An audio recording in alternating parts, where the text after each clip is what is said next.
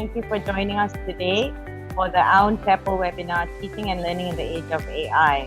We're going to give a minute or so to let people start joining us. I can see the numbers going up right now. I'm Aisha Said from the Faculty of Languages and Linguistics, University Malaya, and I'll be your moderator for today's session.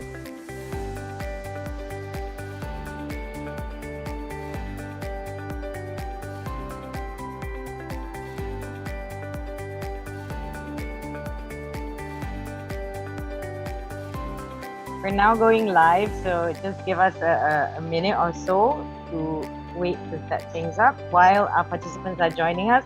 We're now up to 213 participants and counting.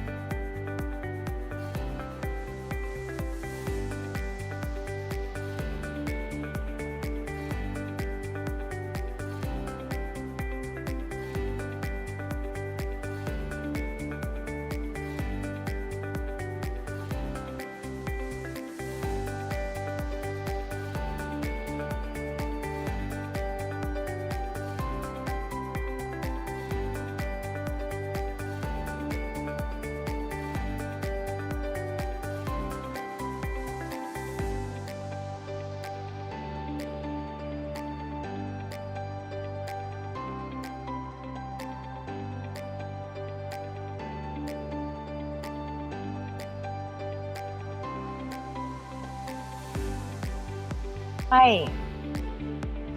I'm sorry for the slight delay. We're trying to work some things out with our live streaming platform. There has been a change to our YouTube live link. You can see it there in chat.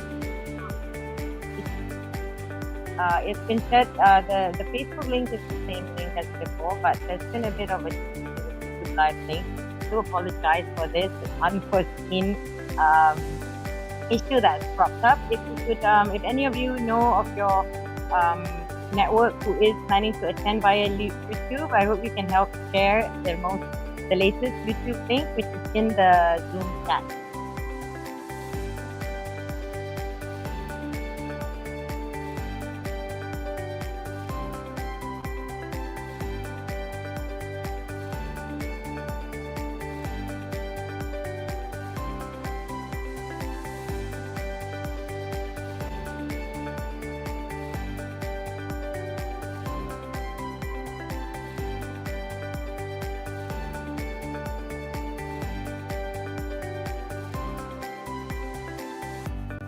Thanks for letting us know, Dr. Helmi.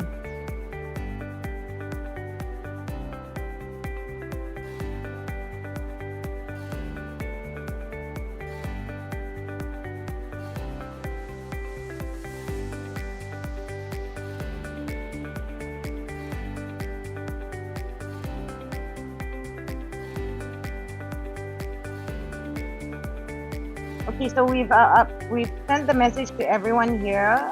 Again, I do apologize for this change in the YouTube live link. If you could help share this out to whoever that you've invited, I would really appreciate that. So we'll be starting a couple of minutes late. Okay, so we're ready to roll. Okay, so good afternoon to everyone, and thank you for joining us at the AUN TEPL webinar, Teaching and Learning in the Age of AI. I'm Aisha Said from the Faculty of Languages and Linguistics, University Malaya, and I'll be your moderator for today's session. We have a jam-packed program lined up for you today with 3 speakers who will share their insights on how they use AI in teaching and assessment, plus videos from 2 other academics. Some quick housekeeping notes. We would love to hear all your comments and questions, which you can send in via the Q&A box in Zoom, or if you're joining us live in Facebook and YouTube, you can pop your questions and comments in the chat. We'll have short Q&A breaks after each of the speakers and an open dialogue at the end of the webinar. Rest assured, if we cannot address your comment or question during our webinar, we will be compiling all the interactions after the webinar for further action. So since we're starting a bit late, let's get into it straight away. I would like to invite Associate Professor Dr. Lieven de Meester, Director of the Center of Teaching Excellence, Singapore Management University, and Chairman of AUN TEPL, to deliver the opening remarks. Over to you, Dr. Lieven. Thank you, Aisha. Hello, everybody. As Aisha said, my name is Lieven de Meester. I'm the chairman of the AUN Thematic Network on Technology Enhanced Personalized Learning. And it is my pleasure to welcome you to the webinar today. In the Thematic Network, we look for multiple ways to collaborate. And one of the areas identified is the area of faculty development, a work stream led by Mahidol University, one of our co-lead universities. And so in this collaboration, we hope to share live webinars like these, but also jointly produce videos and other materials that our universities can then use for faculty development. The topic for today is teaching and assessment in the age of AI. Clearly, I think there is a large opportunity to make learning more personalized with the help of artificial intelligence. The long-touted promise of a computerized personal tutor may finally be coming into fruition. And so with AI, students can potentially receive answers to questions, help with tasks, and feedback on their work. They may even get suggestions for learning activities and for their careers. What is also clear is that the role of the instructor will need to adapt significantly, and I'm sure we will hear about that today. In some ways, it may also become easier if instructors can get help from the AI tools, and I think maybe we'll get some tips for that as well. If so, we can then have more time for personalized feedback to students. So in different ways, I would expect that this new technology will indeed make learning more personalized. I look forward to learning more during the session today. A big thanks to all who prepared for the session today, and thanks in advance to those who will work on the resulting outputs as well. Special word of thanks for Dean Surin from University Malaya for volunteering last May to help organize the session, and Dr. Helmi Norman from University Kebangsaan, Malaysia, for agreeing on the spot at that moment to be a speaker. It is yeah, it's great to see that we have now a wide program with multiple speakers. Before we start, please allow me to hand the mic shortly to a collaborator from the University of the Philippines, Dr. Miguel Ramalana. Our thematic network also collaborates in the area of education research. And while we have you here, we want to make sure you are aware of the research collaboration opportunities in the area of AI as well. Miguel, please, floor is yours. Thank you very much, Dr. Lieven. Let me just share my screen. So there, I think it's visible now. So good day. Again, I am Miguel Francisco Ramalana. I am a faculty of the AI program from the University of the Philippines, Diliman, and I'm also the principal investigator for the AI research group of AUN TPL. So together with a group of around 12 researchers across various AU and TEPL member universities across multiple disciplines involved in AI, we would like to invite everyone here, everyone who is participating, to our exploration on how AI can be used in personalized learning. We have two main research questions that we are looking into, and as shown here, sorry, I'm not sure my mouse is visible, but if it is, it's essentially how do we leverage the tools that we have to enable and enhance personalized learning. And the one we are currently looking into is that what is the perception and the acceptance in the use of these AI tools in the educational settings? Because once we have this information, it's easier and we have more truth-based foundation as to build on how do we leverage these tools. Now, if you are interested in participating or being part of our research group, kindly scan the QR code you can see on the screen for a Google form that would give us more information about you and how we could contact you. And we look forward to collaborating with each and every one of you. So thank you for the time. Thank you, Dr. Miguel, for telling us about the interesting work that your research group is doing. I hope many audience members sign up to participate in your study. So now it's time to start our first presentation by Associate Professor Dr. Norisma Binti Idris. Associate Professor Dr. Norisma joined the Faculty of Computer Science and Information Technology, University of Malaya in 2001, where she's currently an Associate Professor with the Artificial Intelligence Department. Her research interest is natural language processing, where the focus is on developing efficient algorithms to process text and to make that information accessible to computer applications, mainly for text normalization and sentiment analysis. For the past 5 years, she has published more than 20 articles on NLP and AI in various index journals. She's going to speak today on the new era of artificial intelligence, generative AI. I would like to welcome Dr. Norisma to start her talk. We will have 5 minutes after her talk for Q&A. Over to you, Dr. Norisma. Okay, thank you so much, Dr. Aisha, our chairperson for today. Assalamualaikum and very good afternoon. Firstly, I would like to say thank you so much to the organizer for inviting me to give a talk on the generative AI. So since the period given, the time given is very short, so very limited, so I'll share my screen.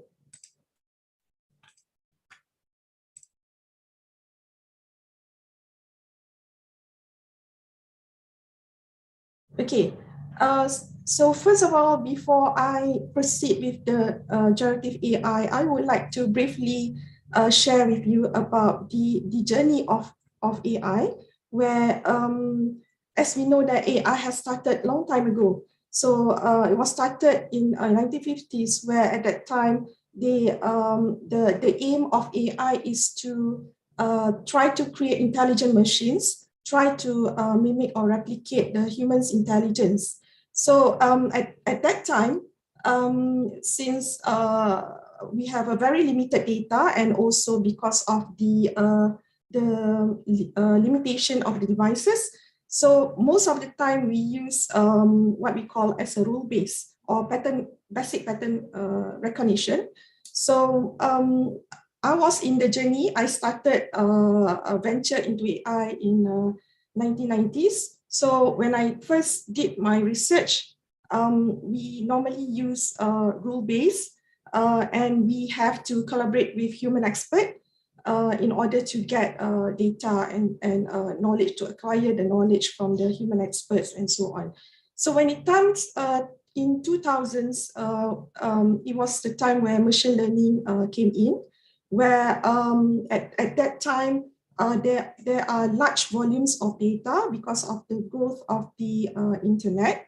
So as we can see that from that, we have a lot of data coming in from the social media, from the entertainment, from, for example, like Netflix, YouTube, and so on. from the forums, right, Reddit. So we have a lot of data, and this massive data can be used to from that we can analyze the data and try to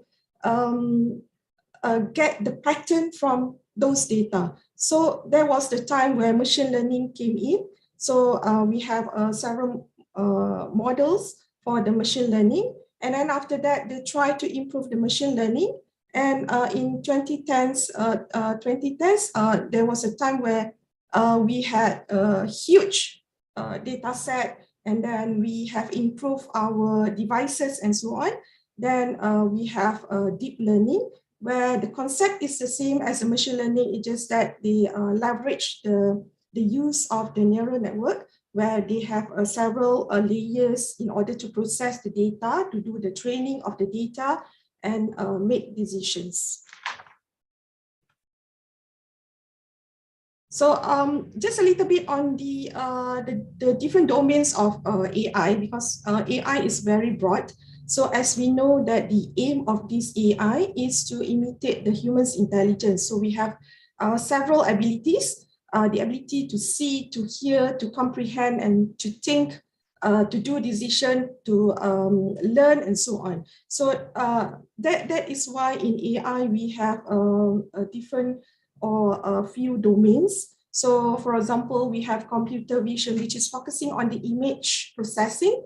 We also have speech processing, which focus on the to recognize or speech recognition. And we also have a robotics and also natural language processing. So for NLP, it's more on the processing of the text, whereby almost all the unstructured text, for example, like all the social media, we have like, for example, the forums. So all this data has to be transformed into structured data in order for this data set to be processed, to be trained, and to be used for decision making, prediction, and so on.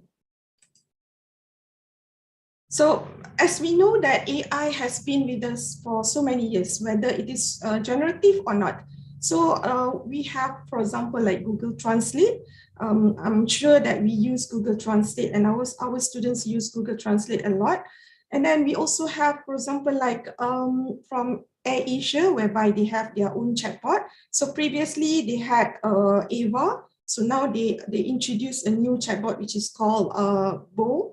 Then we also have like facial recognition, which introduced by Facebook long time ago, but they have suspended the features due to some security of the data security and so on. And we also have like Spotify, Netflix, where we have the features, what we call as a recommender or recommendation, where we normally receive recommendations of from Spotify or Netflix of the songs that our preference songs, the genre of the songs, and so on.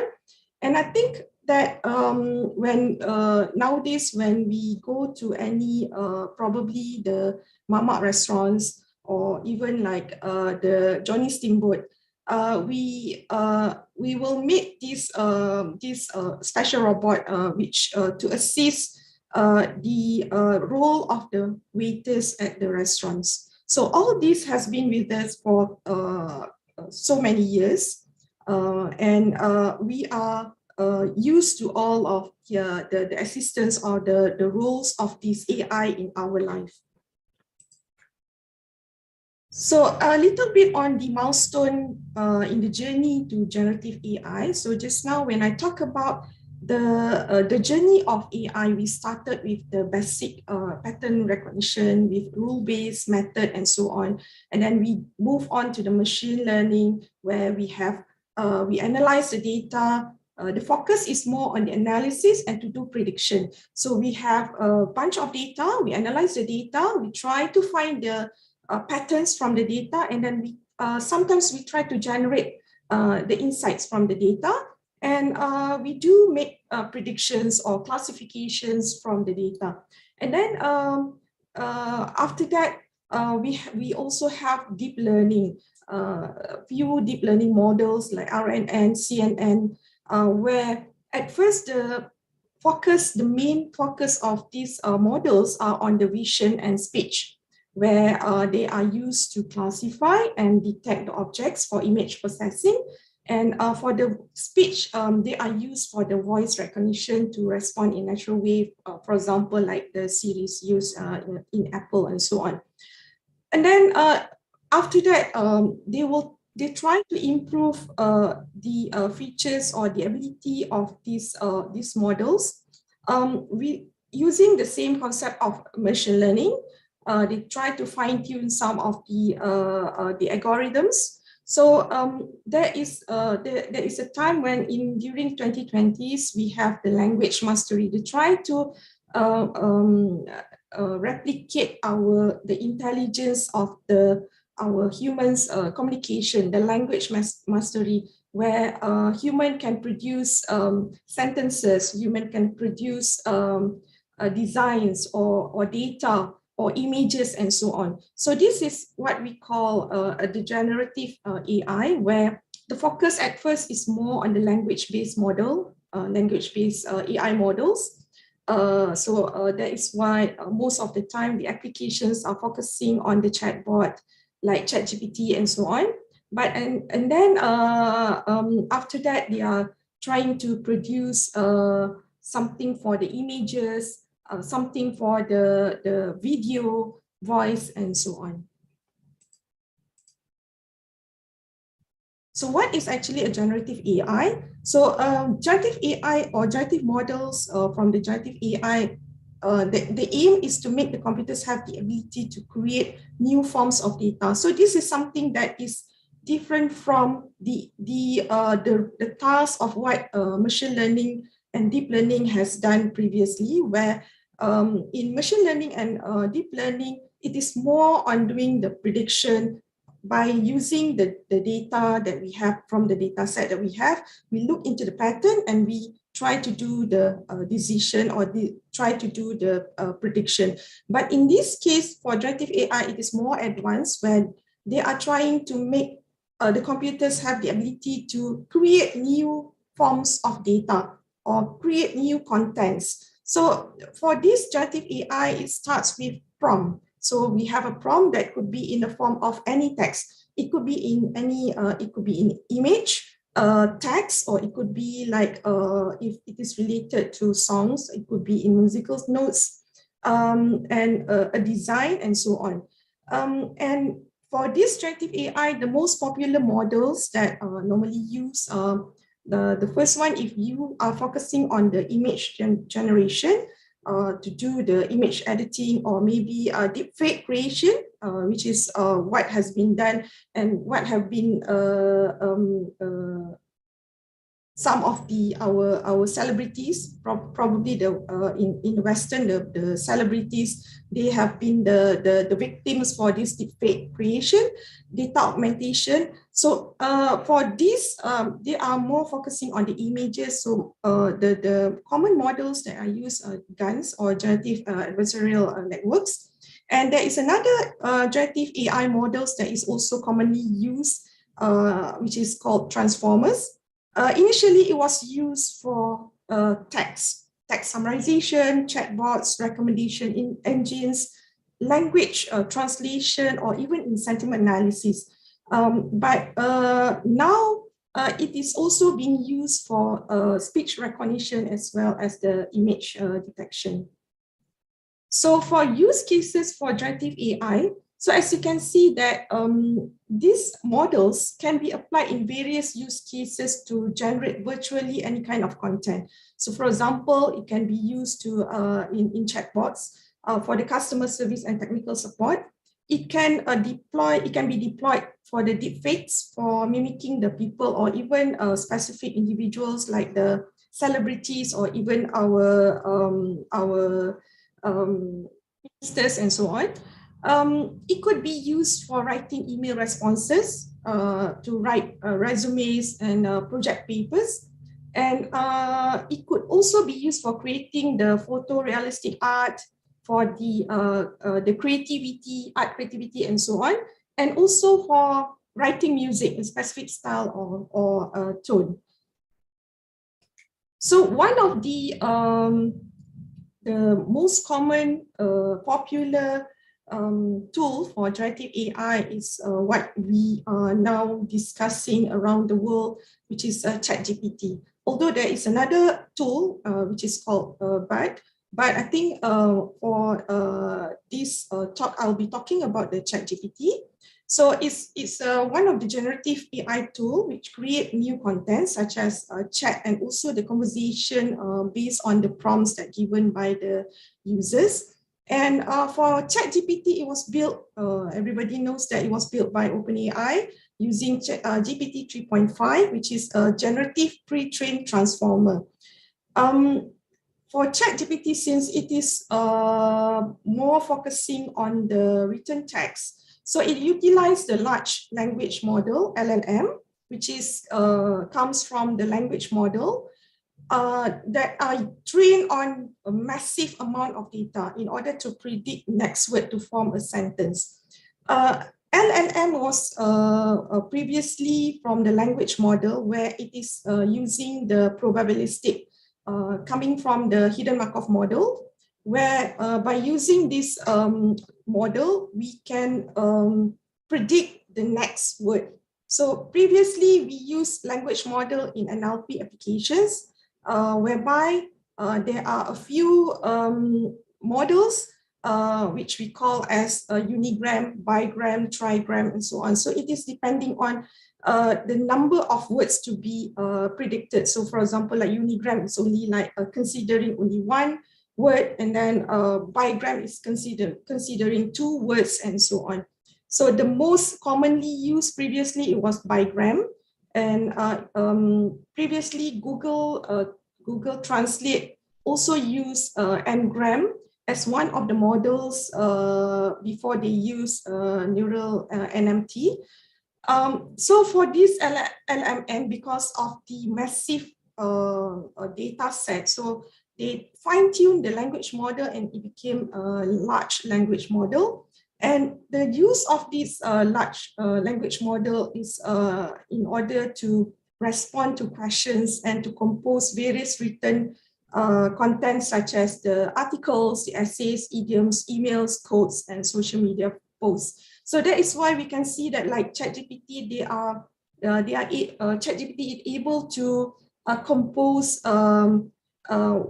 for example, an essay, one specific essay. Compared to last time when we use large language model, we can just predict the words, whether the next word or another 2 words. So it is normally used in, for example, like email, where when we want to compose an email, we want to, when we type in an email, they will suggest a few words in order to complete our sentence. And for ChatGPT, it is also trained by reinforcement learning through human feedback, which use the concept of reward models, and they rank the best responses. So reinforcement learning is actually coming from the machine learning model, and they fine-tune it by using human feedback so that it can be trained through the human interaction in order to understand the intent of the question. And also, we want to provide the most natural sounding and helpful answers. So that is why when we use ChatGPT, for the layman, they will assume that the answers given is so-called similar to human answers. Okay, since these are all the advanced technologies that we have here, there are some concerns even from the smart people, all right? For example, like Stephen Hawking, he saw this thing would be happening one day, right? Although he admit that the AI is the biggest success in human history, but we will have to be very careful. We will have to think of the risks that we are going to face one day. And even Elon Musk also raised the same concerns about all these technologies. So the concerns surrounding generative AI, for example, I'm just taking the example of the ChatGPT. We know that everybody is talking about ChatGPT, and we know that our students, some of our students are using ChatGPT. So there are some, the rise of these, all these generative AI tools. This is only ChatGPT. We have so many tools for generative AI, not only for text, but also for other things like images and so on. So the rise of this generative AI is also fueling some various concerns. For example, like in terms of the distribution of harmful content or biasness. This is also the concern from our side, from the technical background, from our side, from the AI people as well, because this generative AI, they are depending on the training data, right? So it could be cases where we have biasness in terms of when they train the data. So the bias could be in terms of the languages, in terms of the content, in terms of the countries and so on, because they are just using whatever data that they could get from the internet. So this is one of the biggest ethical concerns. And also about the harmful content, because we are not sure of the resources that they use in order to compile all these resources and to produce the answers to our prompt or to our questions. So it will give concerns in terms of the accuracy of the answers or the accuracy of the information given by this tool. We also concern in terms of the data provenance, all right? Which from where these resources came from, when the timeline, whether it is still valid or obsolete, and so on. So just a tip on this, where although we use ChatGPT, but we have to utilize a variety of reliable sources when researching for the important topics. So we can't just rely on this tool for accurate information. If we want to have an accurate information, it should not be a sole single tool for us to do our research. And also the most biggest concern, especially among the educators, among the researchers, is on the plagiarism. So we know that this is also have been talking in almost all universities about how we are going to avoid, how we are going to monitor. Some of the universities has came out with all the guidelines and so on, but what I can see is that is very general. All the guidelines now are very general. Yes, we can't block our students to use all these tools, because this is what we have now. So we have to leverage all the tools, all the technologies. So what we can do is we recommend all of us to treat this tool as an additional learning tool, but not as a main tool or reference to avoid the honestly completing all their academic work. So in the conclusion, what I can say from all this, what I can summarize from all this is that the new era of AI is here. We can't avoid that. We can't run from that. So what we can do is we have to embrace the technology, but do not become it. So just let AI assist us in our life, but just make sure that we do not let it take over or become your life. So that is why, like for example, like the one when I shared with you about the robot used in the restaurant, I didn't say that these are the robots to replace the waiters, but it's actually to assist them in doing the task. And also we have to know that AI ethics is crucial and important. All right. So all individuals, they have started seeing the AI in their life, in the jobs. What I can see is that AI ethics become a very critical part of AI literacy. Some of the countries, they have introduced AI ethics at a very early levels, for example, like in schools. So it is a time for us to look at it and also to discuss about it, and probably to make sure that in our syllabus we can embed about AI ethics as well. So I think that will be the conclusion of my talk. Thank you so much. Thank you, Dr. Norisma, for the enlightening talk. As a linguist, a lot of this is news to me. And so I think a lot of our audience members also learned a lot from what you have said. We don't have any questions in the Q&A right now. But maybe I think one thing that people are always wondering about is the last points that you mentioned about plagiarism, and you said some universities have their guidelines. Do you know of any specific ones that maybe you want to tell us a bit about? Because I think that's what a lot of my colleagues are wondering when it comes to. All right. Okay. Locally, I know that some of the local universities, one of our local universities are very fast, but still, when I look at the guideline, it's still very general. So I think we will have to really sit down among all the educations, from the education side, from the technical side, from the AI perspective.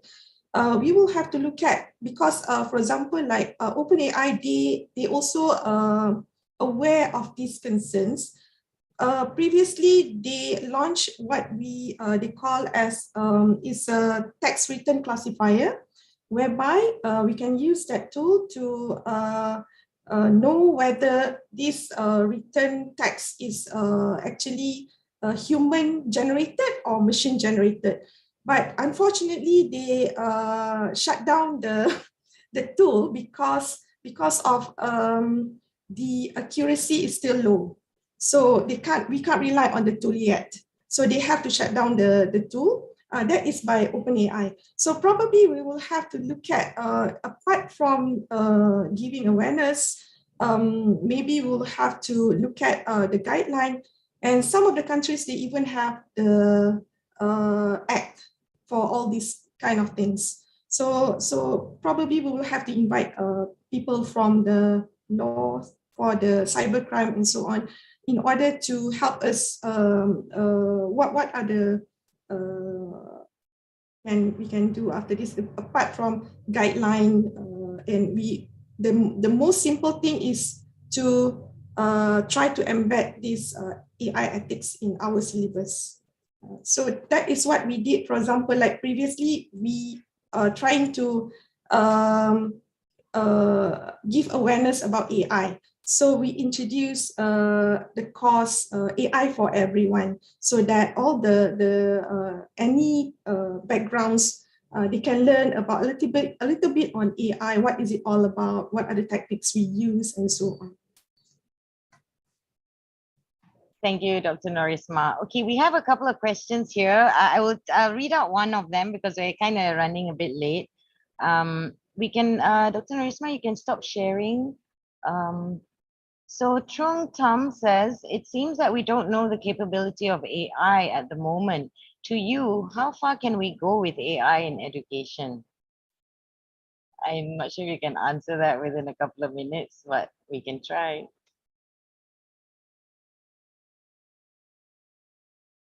Okay, so this one probably I will have, because for some of us are also involved in research in AI in education, what we call as AI in education. For this one, I know it's a little bit tricky, these questions, because as you know, the period from, for example, from machine learning to deep learning is just about a couple of years. And then from the deep learning to generative AI is just about a few years. So we are not sure of what is the advanced technology after this generative AI. It could be more advanced than generative AI, where it can go further and it will impact our AI or our education as well.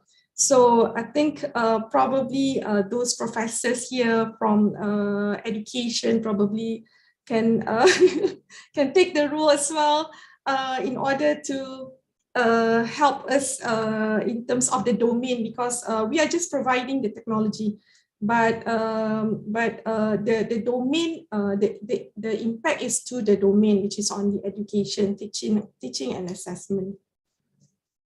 Thank you, Dr. Norisma. Okay, I think I'm going to leave the other question until later so that we can move on to the next part. And you mentioned law, and that's a good transition for our next part of our program, which is a video. We're just getting ready to share it, and it's a video from Prof. Jason Chua, Dean of the Faculty of Law, University Malaya, and he's going to share a bit about how he uses ChatGPT in teaching law. Very good day to everyone. My name is Professor Jason Chua, and I'm the Dean of the Law Faculty at University Malaya. I'm very grateful to Professor Surin for the invitation to share, I suppose, our own practice in using ChatGPT or other AI systems in the delivery of our legal education curriculum. So I know that my time is short, so I won't spend too much time rambling on with introductory or prefatory remarks. And I will now share my slides with you.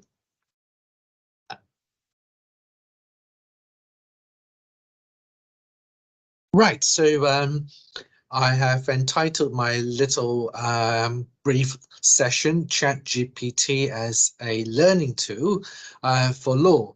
Please excuse the typo on this slide. Right, so of course, as any self-respecting academic who uses ChatGPT to teach, I had asked the same question of ChatGPT, and this is the answer that I had received from ChatGPT. It tells me that I can use ChatGPT as a learning tool in providing guidance on how students can answer questions. I can use ChatGPT to clarify concepts. I can use it to assist with legal research for my students. Students can use ChatGPT to help with their writing abilities and competencies. I can also use ChatGPT to help my students appreciate the finer use of language. ChatGPT also comes up with ideas and tips and hints on how to study and how to use one's time very carefully. ChatGPT can also serve as a discussion partner to bounce ideas off one another. And of course, ChatGPT, according to ChatGPT, is also a counselor, being able to provide some advice and guidance on mental health and well-being. And of course, last but not least, ChatGPT could also be used to develop games and quizzes, which could help with the learning process. I'll just pick on one or two of these to explain how we use it in legal education. So I find that answering questions is a really good one, because that is perhaps one of the more axiomatic or one of the more intuitive uses of ChatGPT for students. They are faced with a tutorial problem, or when they are encountering a coursework question, bang, they go on to ChatGPT, type in the question, and they hope to receive the answers generated by ChatGPT. Now, I'd like to use that motion, that process, to help students look at the quality of the answers generated by ChatGPT. So what I would say to them is, generate an answer based on this question. Now I want you to evaluate the question and mark it as if you were the examiner. And after marking it, after assessing it, I want you to provide a very short one-page summary of your so-called assessment criteria. So what were you looking for when you were marking this piece of work that Mr. or Ms. ChatGPT had produced? So another good way of using ChatGPT, other than as providing a vehicle for students to undertake some degree of applying the assessment criteria, is also to use ChatGPT for research. And this takes me to the third point, which is about assisting with research. Now, one of the challenges I find with especially postgraduate students is that they actually don't know how to search properly for solutions or resources relevant to their research problem or their academic problem. So what I like to say to my law students is that, look, you have got a long problem type question, a scenario based question. For example, it may be based along some very broad facts, whereby A had taken a piece of cake on the table without paying for it, and now B is unhappy with that, and B has reason to claim that this is theft. Right, so those are the bad facts. Now, if let's say the student were to find the answer to that scenario problem through ChatGPT, I would ask them, what would you search for? Now, many would say, oh, I'll just type in the problem set. I would say, try that. And if they do try that, they would realize that the answer produced is really quite deficient. So I like to ask them to practice asking the right question. And I think that's really important. Long gone are the days when we would go to the library and look for the relevant books through some kind of library catalog. Now the expectation is for good students, when trying to research, to apply the correct search keywords. And not only keywords when it comes to artificial intelligence driven packages, but also, I think, key phrases, key questions. So I like for them to therefore demonstrate that flexibility, that fluidity of language when undertaking their research through ChatGPT. So these are two ways I like to use ChatGPT for legal education.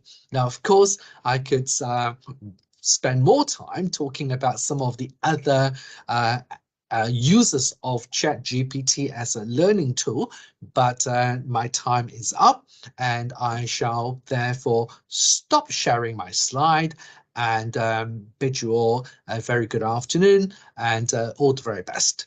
Thanks very much. We would like to thank Professor Jason Chua for sharing the video. If you have questions for him, he's not here, but you can always pop them in chat and I'll definitely pass them on to him. Okay, so it's time for our second speaker, Associate Professor TS, Dr. Muhammad Helmi Norman.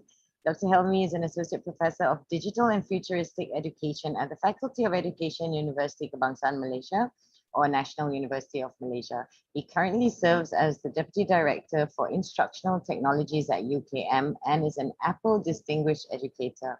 He consults on educational technology transformation at higher education level for the Ministry of Higher Education, and at school level with the Ministry of Education, and at Apple Southeast Asia. So I'd like to welcome Dr. Helmi to present his talk called Unleashing the Power of Generative AI in Teaching and Learning for Higher Education. Over to you, Dr. Helmi. Thank you, Natasha. All right. Okay, so let me share my slides and I'll kick off. All right. Okay.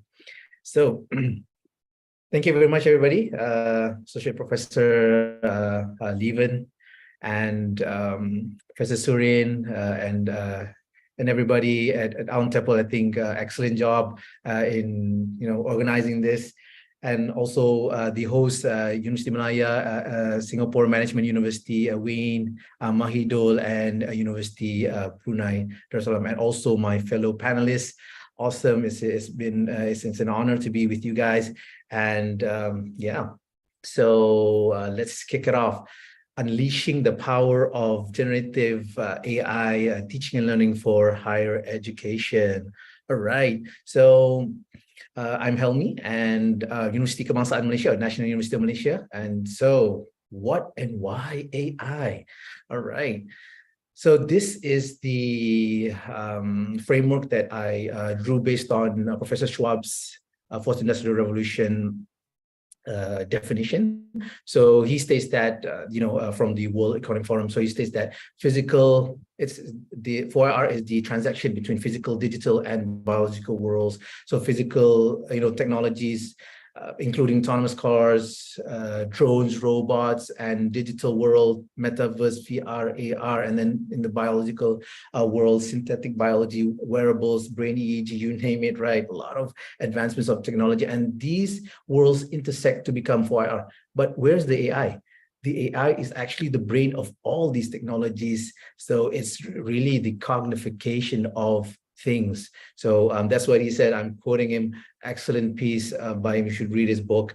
And so today we'll be talking about digital world of 4R, and specifically the popular or trending viral generative AI. Now we're talking about that. So here is the transformative diagram of AI, and then specifically I tapped into generative AI, and it stated that these themes will be related to generative AI, health and healthcare, future of media and sports, future of computing, education, skills, and learning. Now we're going to talk about that today. Future of work, economic progress, arts and culture, and also civic participation. So again, this book, UNESCO released this in 2021 before this ChatGPT and everything, but it's excellent piece of book. I think you should have a look at this guideline if you're looking to develop some policies on AI.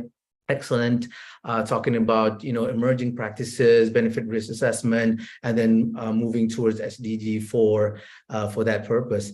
Yeah, and so again, this one is I think a lovely piece by Spanish researchers here on the most popular generative AI now trending, right? So text to image, DALI, stable diffusion, Muse, text to 3D, image to text to video, text to audio, text to text, text to code, text to science, other models.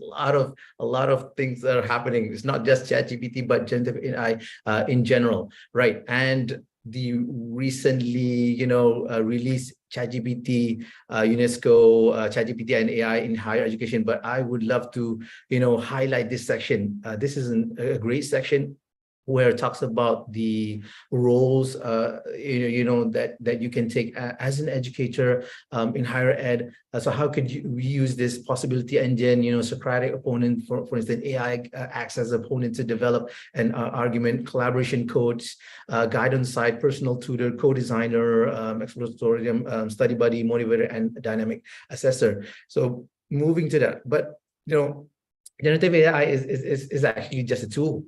If you don't know how to use it, it's not going to be effective. It's not going to be meaningful. So I think it's important to craft prompts that are good and effective. I would like to cite Barrett. I think a lovely piece of high quality craft prompt. He uses the create form framework. So it's C for clarity. So defining the task or intent, putting that in your prompt, and then relevant info, providing the more detailed the prompt, the better the AI can generate for you. So examples, if you put some examples there, it will generate a more good, high quality output and avoid ambiguity. So unnecessary details, don't put it there. And then tinker, so you can generate a lot, like generate, it's like, nah, I want to generate again. And finally evaluate as needed, and improving the quality, tinker again, evaluate, tinker again, evaluate. So I always say that, like AI is actually like a research assistant. It's like my virtual research assistant. You have human ones and you give like instructions to them, right? So this is the same thing. Even though it's a bot, it's AI, you have to give good prompts, you have to give good instructions for it to go and give you good output. So have a look at this framework, awesome framework. So I'll give some examples before we go to some awesome tools. So these are some examples of generative AI in metaverse. I'll show you first of this, and this is a course at with the Faculty of Education at my faculty. So what we're doing there is, this is the course of Doctorate of Education.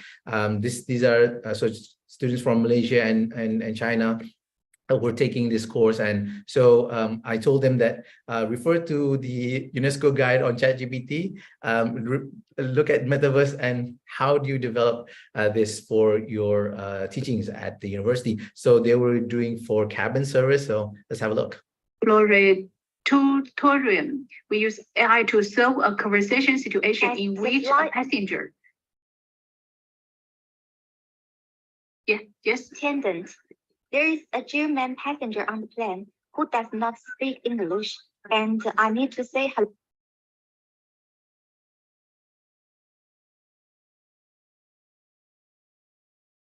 hello to him. What should I say? Guten Tag. It means good day or hello in German. As a flight attendant, there was a German passenger on the plane who did not speak English and needed to be asked where his seat was.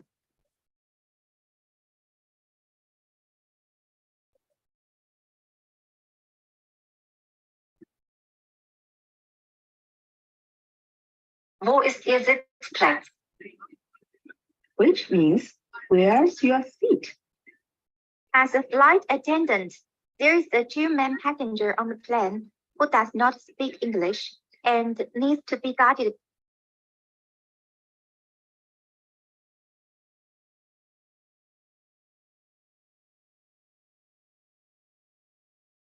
to her seat.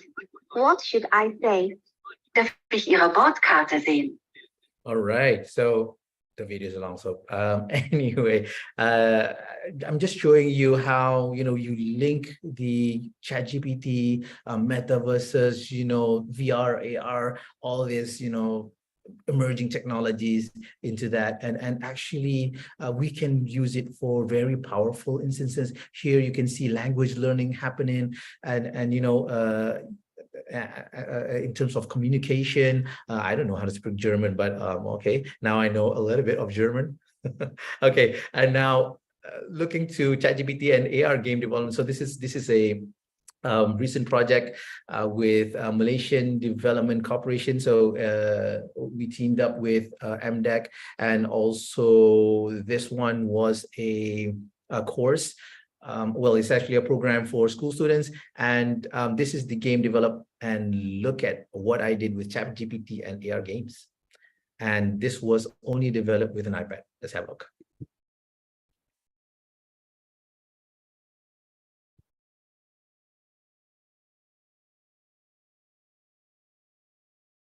So I'm tapping, so linking to AR games using ChatGPT, and the theme was UNESCO SDG and achieving 15. So I got the game design there.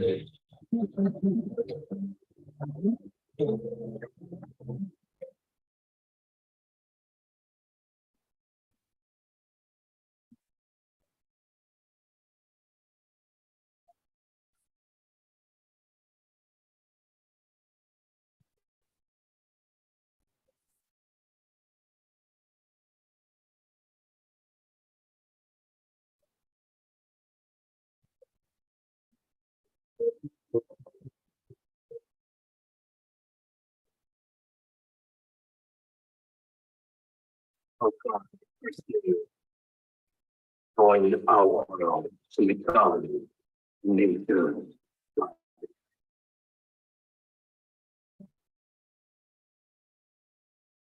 Welcome again. Thank you for coming to a new nature garden.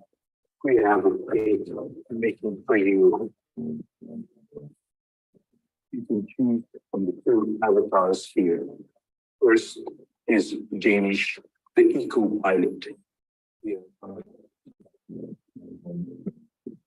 first mission is to eliminate illegal animal trading. Go to the pirate's den and find out what you can do there. Go before it's too late. We have three choices, nature garden. Choose wisely to save the animals.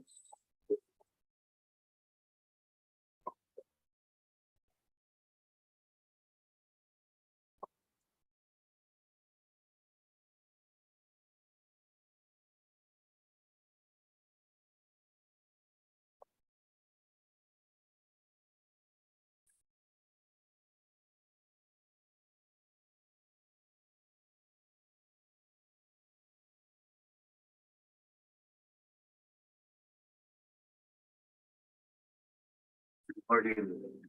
You see, we have made the wrong decision, and the animals have died. No. Right. No. Okay. So I'm acting that. Anyway, so that was created again using an iPad. But what I wanted to show there is actually there's a lot of things that we can do. I had no idea. It's like, oh my God, what I'm going to do. And I started to use ChatGPT and it brainstorm. Of course, the design is co-created by me and ChatGPT. But again, where to put that and actually designing the game was me. So this is the shift that we want to show you on how to use ChatGPT in a positive way, in an ethical way, as the first speaker was talking about. Yeah. All right. So now, very exciting, a guide for professors, tools for teaching. So I've mashed up a what do you call it, a Padlet, okay, for you, so you can scan this quickly, and I'll paste it later in chat. So just go to https bit.ly, so bit.ly/Auntepel 2023, and you'll get some awesome stuff there. Okay, so I'm going to show you. All right, so this is it. This is the guideline, the Padlet. So I've put it on the left there, resources, and Asen is coming out with the guideline soon. Some prompts there. Let's go to have a look at po.com. Not gonna discuss ChatGPT anymore, but po.com. I don't know how to say this, poi.com. So it has the like mashing up of all these generative AI awesome text to text, and this is text to image. So stable diffusion is free. Everything else I think you have to pay for it, but awesome stuff on stable diffusion. All right, so let's have a look on stable diffusion. I've put a prompt here for the AI to prompt some image, so generative AI. So this could be done for storytelling, this could be done for engineering, this could be done for medicine. There's a lot of opportunities, there's a lot of possibilities here. But doing this, so what I did is prompted a sci-fi city. I wanted that picture, so it generated pretty good for me. Yeah, so have a look at stable diffusion. Again, it's on the website that I showed you, the Padlet. All right, so this is awesome as well. This is Blockade Labs. This is text to 360 images. So what I did is prompted for, I think, a beach in tropical beach or beach at night at with corals, I think. So and here you can see here the digital painting. You can change that. And actually, this is a skybox. You can plug this in skybox environments. For instance, in metaverses, you can use it as a 3D world, so you can overlay it so it looks like you're in a space. I think this is awesome. You have the long. You have to have a 360 to put in AR, VR, and especially VR. When you put the goggles on, you feel immersive. So these are good or interesting platforms for that. Okay, so moving on. So EduAid. So this is awesome as well. Text to lesson planner, or generating a course syllabus. I was like, oh, this is so awesome. And I put here, create a course on metaverse. So I prompted this in this generative AI, and it magically plays the lesson for me. So look at how we can do. Of course, we are the experts.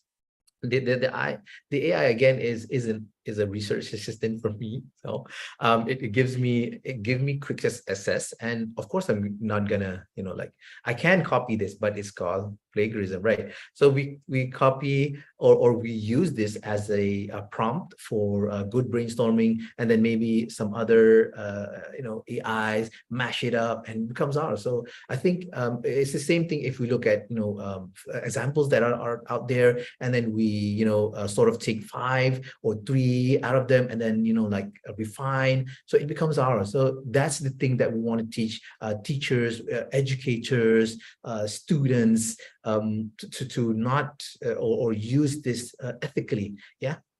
So elicit. Let's have a look at elicit. So this is tools for research, just now tools for teaching, but this is awesome as well.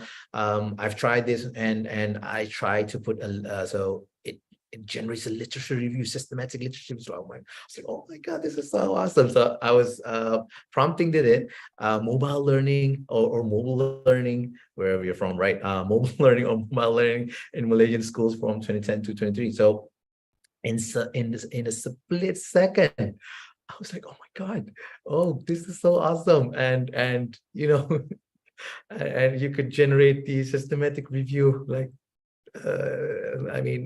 magically and within a few seconds. Well, again, the AI is not perfect yet, but I think it's going there, it's moving there. Excellent stuff. Again, elicit, have a look at that for research too. So before this, I showed you a bit on teaching tools, and now moving to research tools. And then here is another awesome one. This is called Connected Papers. So it's text to article visualization. I love this one. So I put on prompted metaverse, and then just click the Connected Papers. And I wanted to have a look at this one. So all these connected papers, AI generated for me, and I was like, oh, this is so awesome.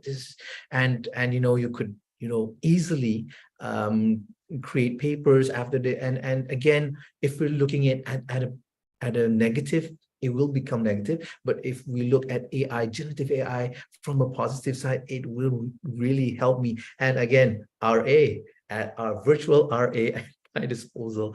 Awesome stuff by Connected Papers. Okay, so I think to recap, what's next for generative AI? Actually, we are in Malaysia. We are working with all the universities in the Malaysian e-learning council for higher education, which I'm a part of. We actually came up with the framework for AI, and we're developing a guideline for AI in higher education. Okay, hopefully it'll come out soon.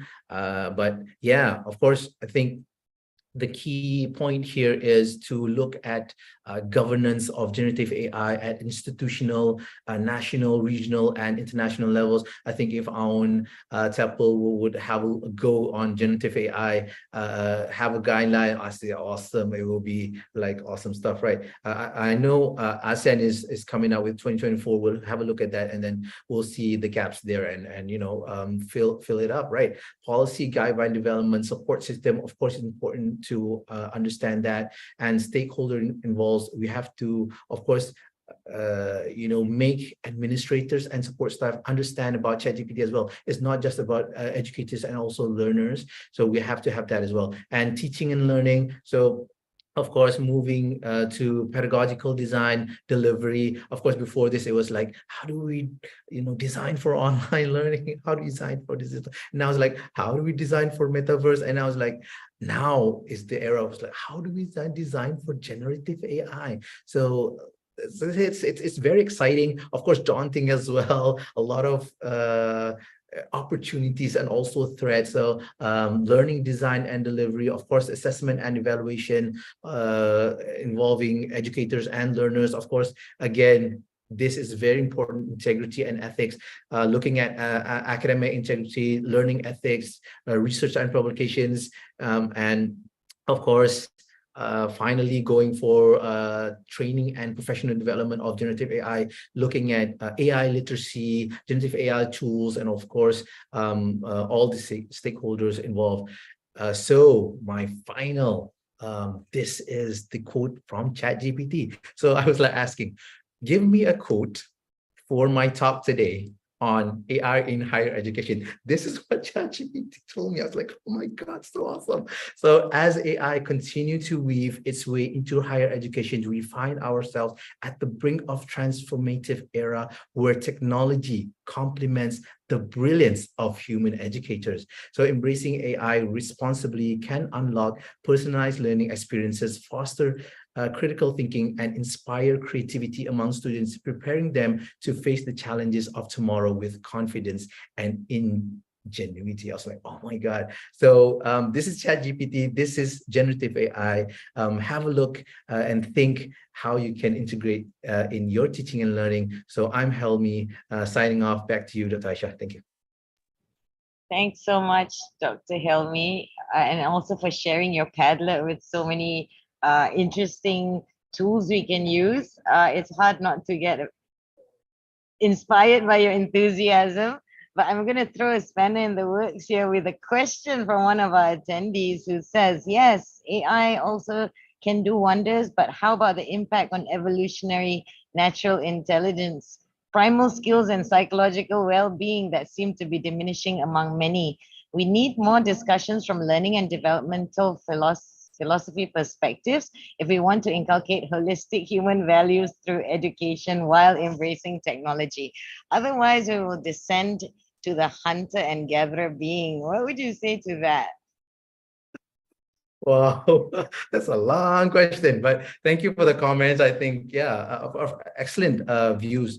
Definitely. I think, of course, with this new, technology, of course, I think it's good to, I like to, always quote Professor, he's a psychologist, Professor Bruce Tuckman.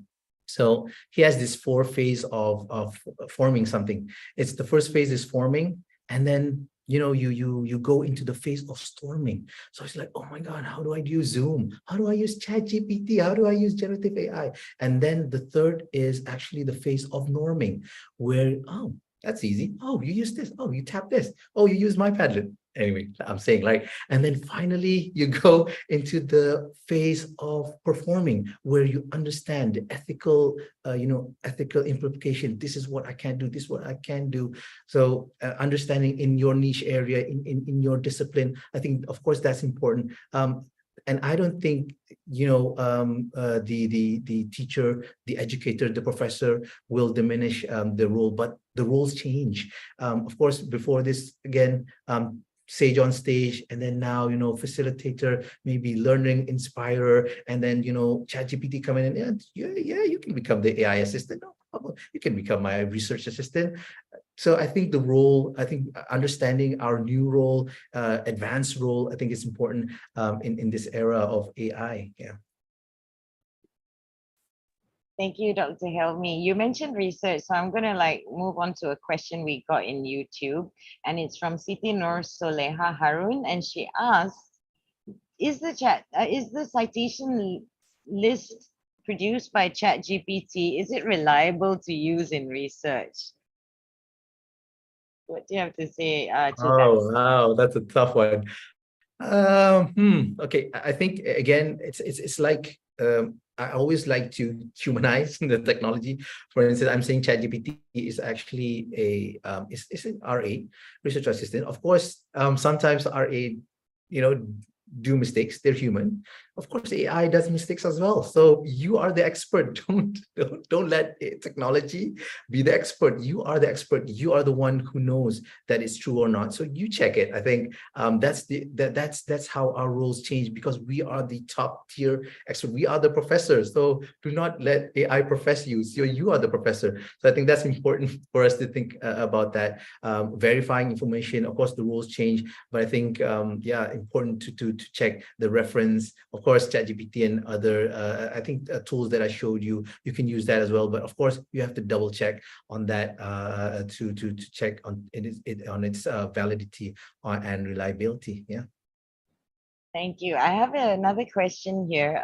With the fast development of AI, is there a possibility that some work or jobs will become obsolete, especially in the field of education? Very, very interesting, of course. That's a hard question to answer. I think, again, roles are changing. And of course, jobs are changing. Of course, you have, if you remember the diagram I showed you for IR, right? So autonomous cars.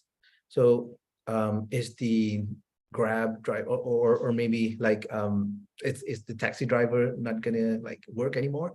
No, they changed to a Grab driver. It's like Uber driver. So I think in education we change our role as well, not as a content provider anymore, but a content facilitator or you know, like a learning facilitator. So maybe you can search this. You have this from ChatGPT, from AI. Is this true? Is this reliable? I think, of course, the roles will diminish, some roles, but of course, it will open new roles.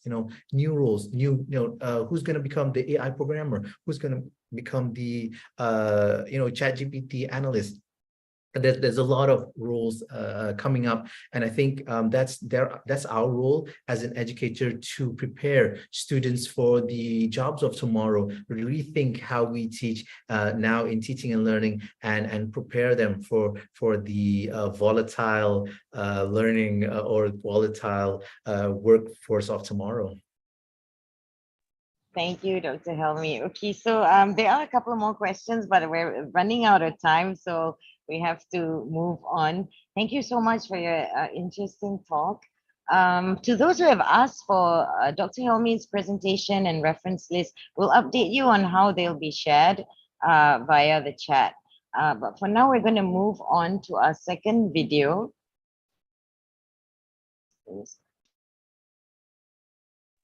Our second video is on ChatGPT Assessment Design Helper, and it was created for us by Dr. Zahiruddin Fitri bin Abu Hassan. He's the head of training at the Academic Enhancement and Leadership Development Center, or ADAC, at the University of Malaya.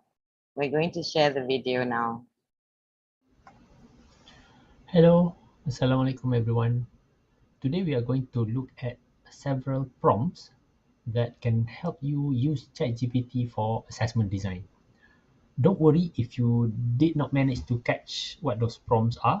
I have listed them down in the video description.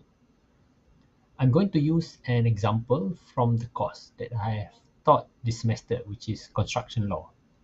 One note of advice: you need to give ChatGPT as much context as possible in order for it to generate the questions that will match your needs as close as possible. So use my prompts as a guide or as a starting point for you to start designing or start thinking about what kind of assessment that would you like to give your students, and also how ChatGPT could help you to diversify the kinds of assessment tasks or questions that you give your students. I'm going to start with the first prompt that I've already created for this video, and this prompt will look at the continuous assessments. Okay, So I'm going to copy the prompt that I have.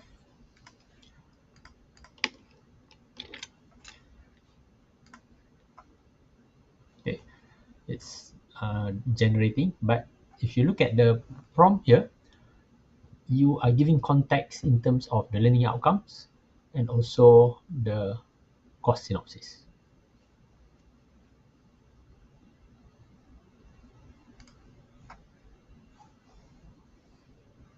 Okay, so now you can see that ChatGPT has come up with 1, 2, 3, 4, 5, 6, 7 assessments that you can give your students. Okay, so it ranges from role play scenario, it even lists the learning outcomes that it covers. Okay, group presentation, problem solving exercise, open book quiz, legislative research. Okay, so that's the examples that the ChatGPT gives. You can also try to ask another question. So probably I would say that any of the questions given or the proposed question is not really matching my needs. So I can ask the ChatGPT to come up with another one. For example, like this.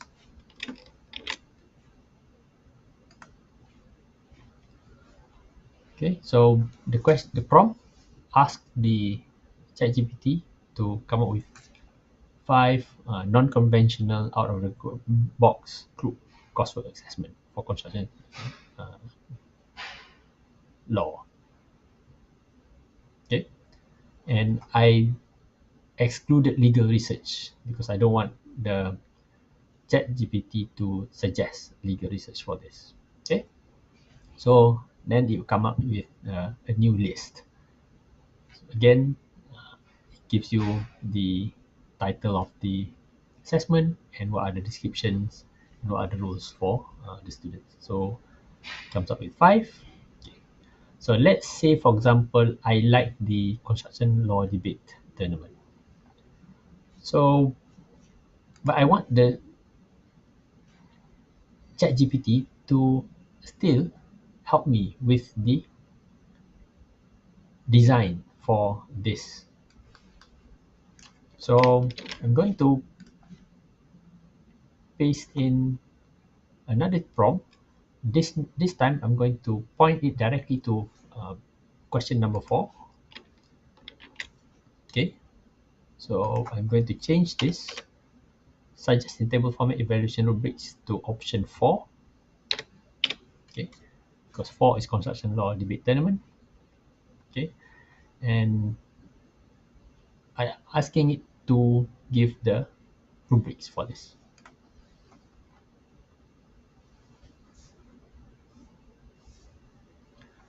So now you can see that ChatGPT is creating rubrics for the assessment, and I've limited or I've told ChatGPT to be specific with the rubric. Okay, in table format, so it gives me a table format like this, and then limits the criterion for each of the rubric category to 2 and rating scale from 1 to 4. But I don't really like this, the way that it generates this, the table format. So what I can do is actually just click on regenerate.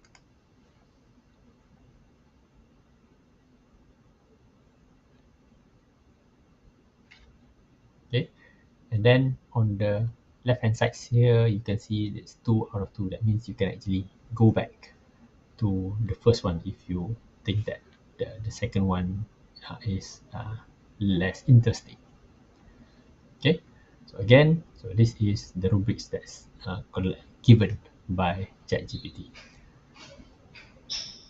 and then it also gives this description on what the assessment will be for the students. Okay, so that's interesting, isn't it?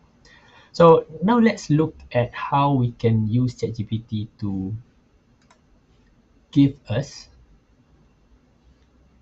a bigger kind of evaluation rubrics for assessment. So again, you want to be specific with ChatGPT to give it context. So this is another request for rubrics. Okay. So in this request for rubrics, you are asking for 2 categories of rubric, rating scale 1 to 4. Okay. But I would say that this is too short for 2 rubrics. So I'm going to stop generating here. And then I'm going to tell ChatGPT to change it. So by clicking on this, so I'm going to change the rubric category to 5 now. Okay, and then we let the rating scale to remain 1 to 4. Click save and submit. It will generate a new rubrics. Okay, and now it has 4 criteria.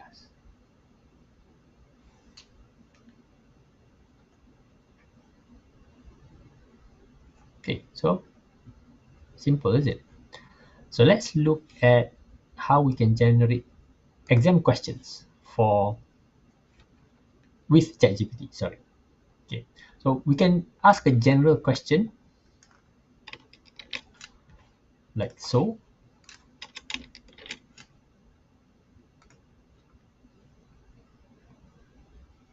Okay, so remember that we've already told ChatGPT very early on just now about the learning outcomes. Okay, and using this ChatGPT knows that learning outcome number 1 is elaborate rules and objective of construction law. And number 3, apply construction law in contracts and related problems. So it will ask questions that covers both learning outcome together. So again, it will give you the example questions for you to work on. So it doesn't have to be that you have to use whatever ChatGPT gave you. You use it to give you context. You use it to as a starting point so that then you can change the questions as how you would like it. So let's look at question number 5. Okay, so how do we then create a marking scheme or marking guide for our questions based on ChatGPT? So remember that ChatGPT actually is not really good at specific domain knowledge, but we can still use it to inform us on how the likely answer will be. Okay, so I would ask ChatGPT to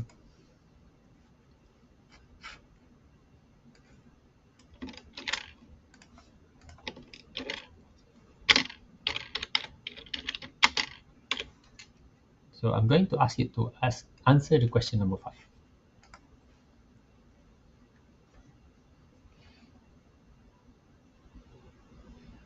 So now, in a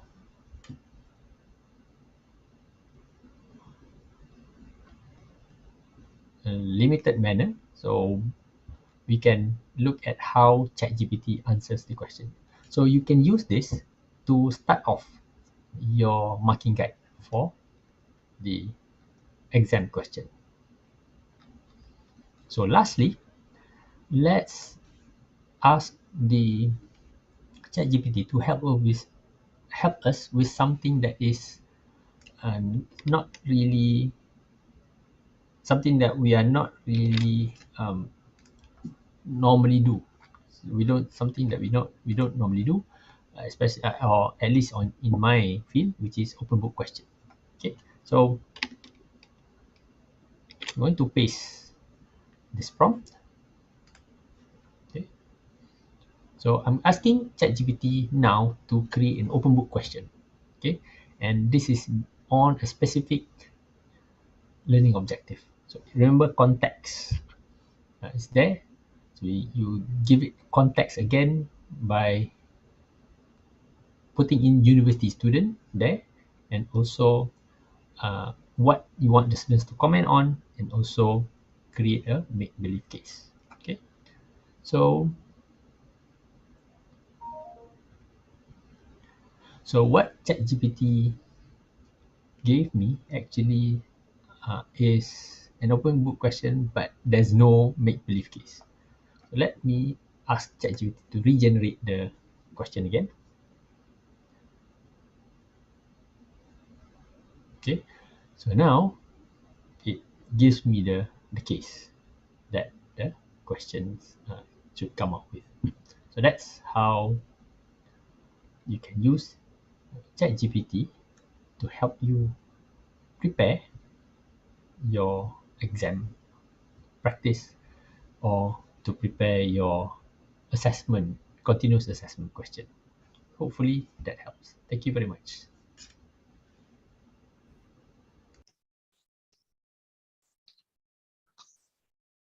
Okay, I hope you enjoyed and or learned something from Dr. Zahid's video. We will be sharing the link to the Loom site where this video is hosted, so you could interact with him there. It's now time for our third speaker. I'd like to invite Ms. Sheila Yusolche Uz. She graduated from the American Culture and Literature Department in 2003 and then pursued her master's degree in teacher education in 2008. She has been a full-time instructor from Sabancı University in Turkey. Sheila is interested in the implications of AI on higher education, permaculture, neuroscience, and neurosystemics care. I'm going to hand over the floor to you now, Ms. Sheila. Thank you very much. Oh, okay. Thank you very much, and from Research Connection. It's very nice being here, and for that, I'd like to thank dear Professor. And we can get started.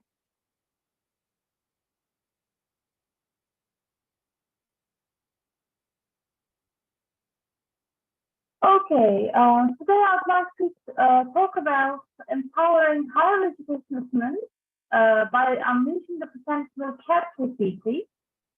I will start first of all by talking about the background, but I won't really go into detail because Professor Norisma already made a very good introduction to it, so you're familiar with it already. And I'll talk about concerns related to ChatGPT, and then I will talk about how ChatGPT may bring about a transformative shift in higher education assessment. Okay, I asked, first of all, while I have a background, I asked ChatGPT to come up with an analogy, okay? ChatGPT came up with this analogy. I asked ChatGPT to come up with a metaphor, and in terms of using ChatGPT in higher education, and this is what it came up with. So ChatGPT is similar to a army knife because both of them provide a range of functions in a compact design. Both of them offer an all-in-one toolkit for assessment. Both of them offer an all-in-one toolkit, and both of them combine various methods and techniques to cater to diverse needs. However, we need to utilize them quickly in order not to harm ourselves. Okay. Now, I'd like to talk a bit about the concerns related to generative AI. The first concern you can imagine is academic integrity. Because using AI, using ChatGPT specifically, students can cheat and plagiarize, especially while writing essays. And you can ask, students are very creative in using generative AI. They may ask ChatGPT to write an essay without being detected, without plagiarizing. So it is not really possible to detect AI written text. This is one of the biggest problems of ChatGPT. At Covent University, we use Turnitin, and now we have a ChatGPT plugin, but it can conclusively detect AI written text. It should help, but can't detect AI written text like 100%. And ensuring the integrity and security of chatbot assessment is challenging. Okay, for this reason, academic integrity is one of the biggest concerns regarding generative AI. The second concern is related to bias, fairness, and accuracy. ChatGPT stands for Generative Pre-trained Transformer. So it has been trained by somebody previously, but we don't know who trained ChatGPT. Okay, for this reason, we need to be very careful. And so AI models may inherit biases from the data they are trained on, and we don't know what kind of biases they may have. This may lead to potential discrimination and unfairness in evaluation. And when we talk about accuracy, I asked ChatGPT whether it's possible for it to provide inaccurate responses. And this is what ChatGPT came up with. It says, as an AI language model, I can indeed provide inaccurate responses. While it has been made trained and fine-tuned AI models like mine, I am not perfect and can still make mistakes or generate incorrect information. So while using ChatGPT, we need to pay attention to whether the information is biased, fair, and accurate.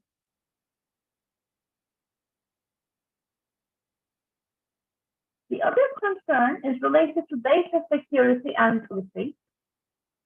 AI models like ChatGPT have the ability to memorize parts of the training data, leading to information leakage. When you search into ChatGPT, it asks you that the information will be used to train ChatGPT, but there it kind of has the information because the important thing here is every time we ask a question to ChatGPT and every time we give feedback to it, we kind of train ourselves as well. So this is important. Unauthorized access could be accessed by malicious entities, leading to privacy violations and misuse of personal information. It is possible, for example, you can enter your student information to be able to do research, for example, or to use personalized feedback. You may enter your student data into ChatGPT, but you never know who to access the information that you're answering. So we need to also pay attention to it. Storing and processing sensitive student data requiring robust measures to safeguard information. I will not go into blockchain technology, but it might be a good idea to bear blockchain measures in mind when we use ChatGPT, because it's not going away.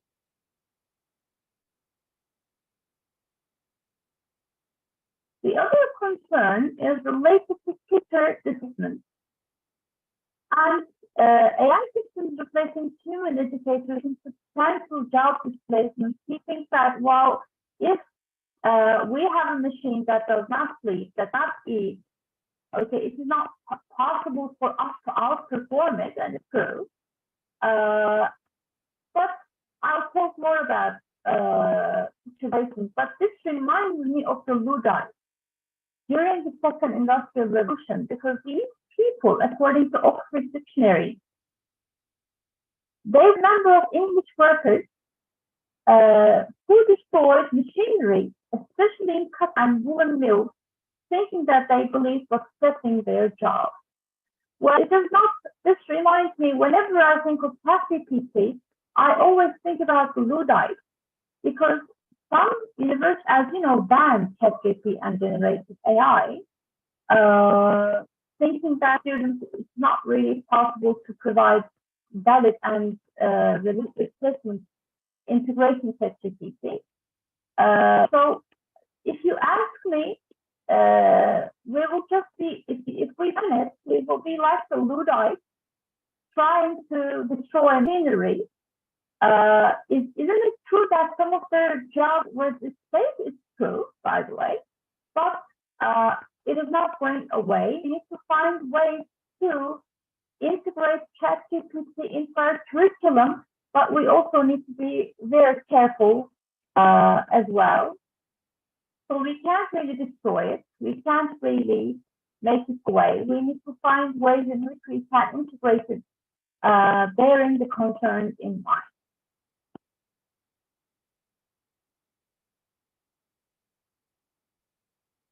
Another concern is related to limited subject matter. So when we talk about ChatGPT and generative AI, they are best suited for objective and multiple choices. Okay, you can ask ChatGPT to grade your students' multiple choice quizzes, for example. They will well. However, they have limited effectiveness evaluating subjective or creative skills. What I mean by subjective or creative skills is, for example, while tackling processing skills, higher order thinking skills, ChatGPT or other generative AI tools may be the best method to resort to. Okay, here we need the humans, we need the teachers to tackle these sort of skills at the moment. How can we, how could ChatGPT may transform higher risk assessment if we have some of the concerns and those concerns are really serious?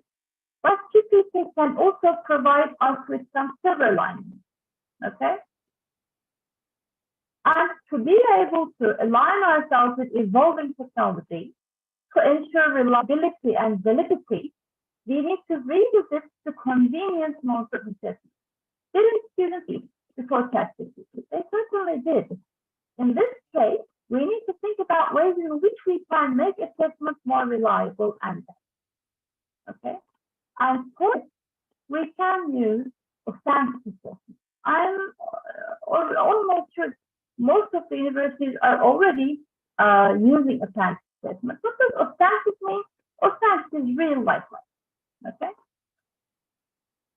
We need to provide our students with real world, allowing students to apply their knowledge and skills in practical situations. We need to promote critical thinking skills, because if our students only use Google, ChatGPT, there is no way they can use critical thinking skills.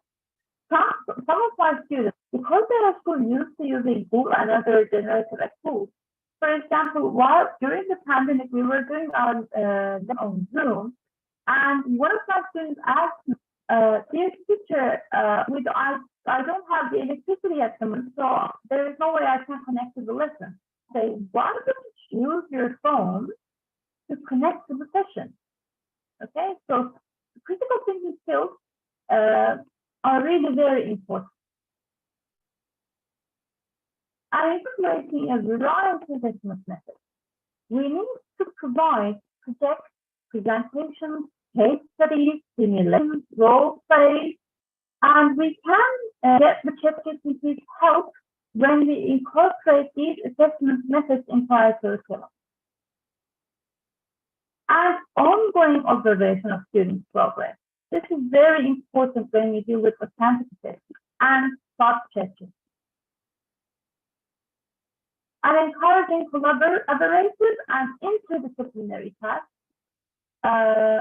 We just need to be aware of different disciplines, and they need to know what's going on in different disciplines. This is very important. And authentic assessment will help us in this aspect as well.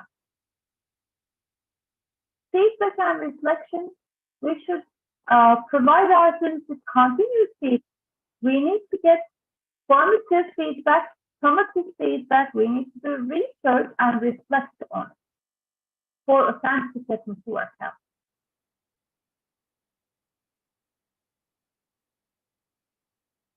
And I'd like to show you some examples of assignments, which I think you're familiar with.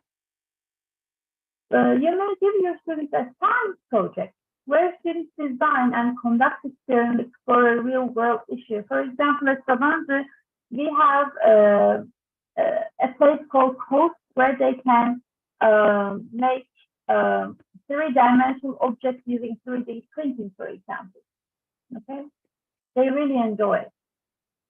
A group presentation on a social issue. For example, I know that University of Malaya is very interested in United Sustainable Development Goals.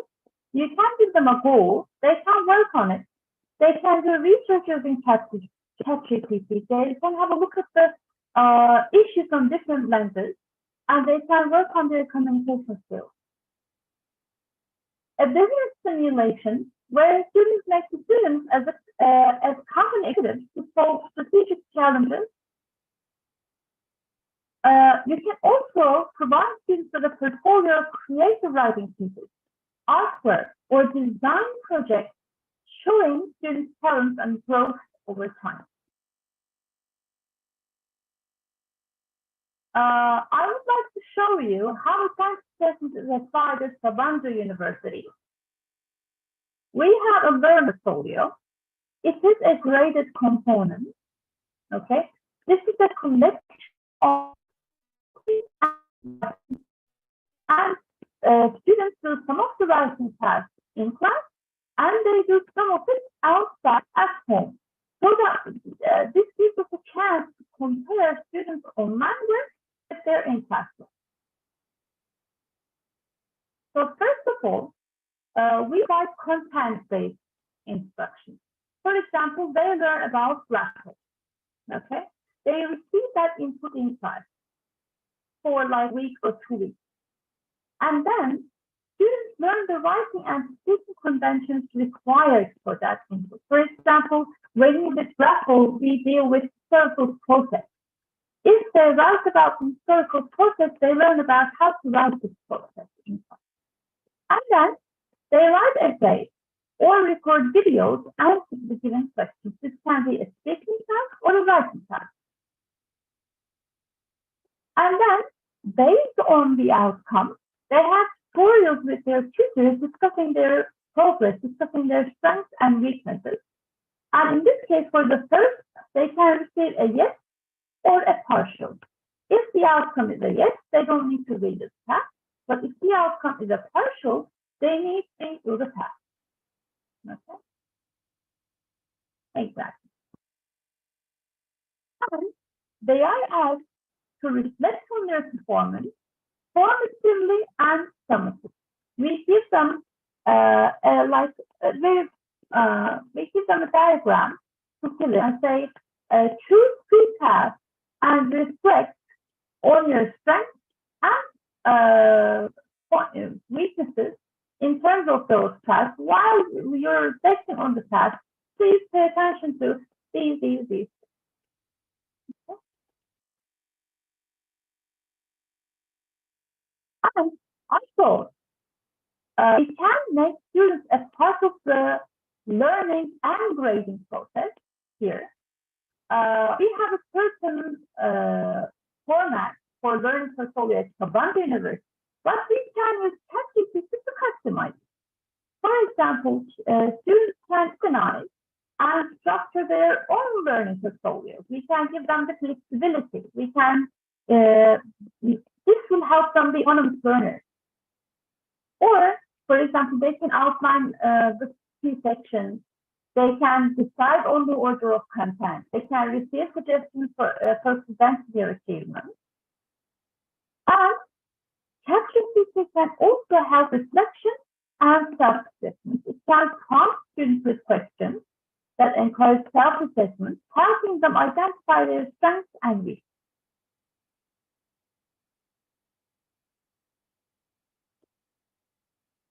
Another thing that ChatGPT can help with is creating essays or paragraphs. This is one of the biggest concerns. When students write essays, we are scared that students will plagiarize, and it's a valid concern. However, I would like to offer an alternative here. Our SPS, social and political science teachers are trying this out at the moment, and it's going really well. We can, first of all, before they write their essay or their academic results, we can give them the prompt. Okay, we can give them the question that they will write. And here, they can analyze the question. They can think about the aspects of the question using ChatGPT. And then they can research evidence and see how other scholars have approached it using ChatGPT. Okay, here keywords may come into play as well. And then they can, having analyzed the question, having analyzed different lenses, they can decide what their arguments are going to be. Here, they may use ChatGPT, or they may use collaborative work, or they use both. And then they can write their essay. But the essay should be students' own work. How can we ensure this? Students may write this in class, okay? Otherwise, it's not really possible to know if it's students' own work. But this is like a suggestion to integrate ChatGPT into writing.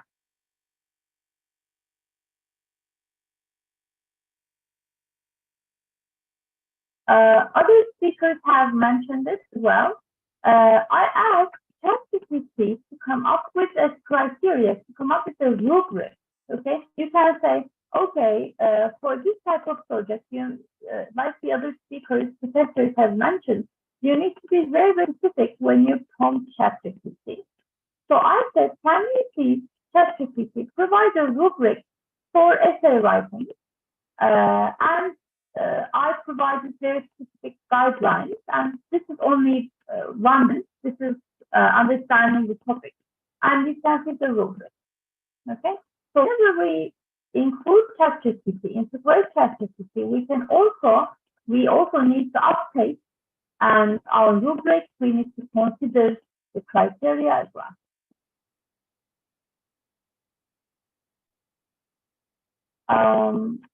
We also, ChatGPT can also help with scalability and efficiency, because teachers only write 20% of what we're teaching now. We do a lot of non-teaching work. And ChatGPT chatbots can have a large number of assessments simultaneously, reducing the burden on instructors. This may not be done for all the assessment tasks, but for example, multiple choice quizzes, mechanical quizzes, chatbots can help us a lot in that sense. And they can tackle language-related mistakes, and even add chatbot split areas to consider for each and every.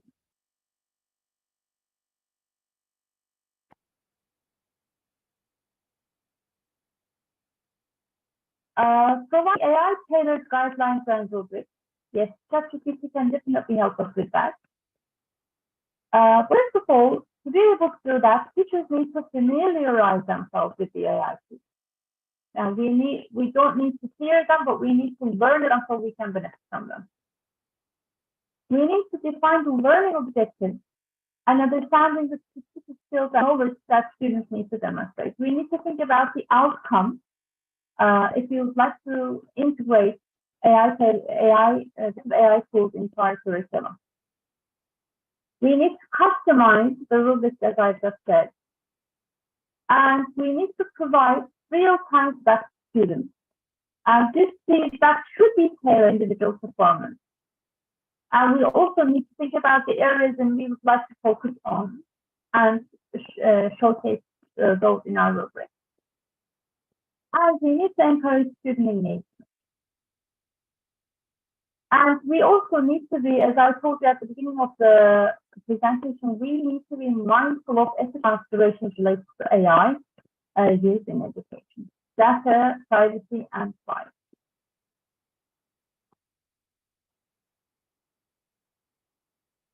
In conclusion, we always need a human factor. We will always need a teacher to tackle from the back. Here we did well. So we always need teachers to ask. So we always need a human factor to cater for the academic needs of students. And it is very important for me, and I'm sure it's there for all the students. We need the human factor. We need teachers to facilitate higher order critical thinking skills. We need, as teachers, it doesn't matter what kind of tools we have. We need to, as teachers, we need to ensure reliability and validity in terms of assessment. But generative AI tools can be used to grade quizzes, especially the mechanical ones, assess students' performance, provide customized learning plans for each and every student, create rubrics. They can create lesson plans, course plans. For example, you can ask ChatGPT to design a course, design the for that course, design everything related to that. Okay, so I think as teachers, we don't need fear AI generative tools, generative AI tools, but we need to work hand in hand. Thank you very much for listening. Thank you very much, Ms. Sheila.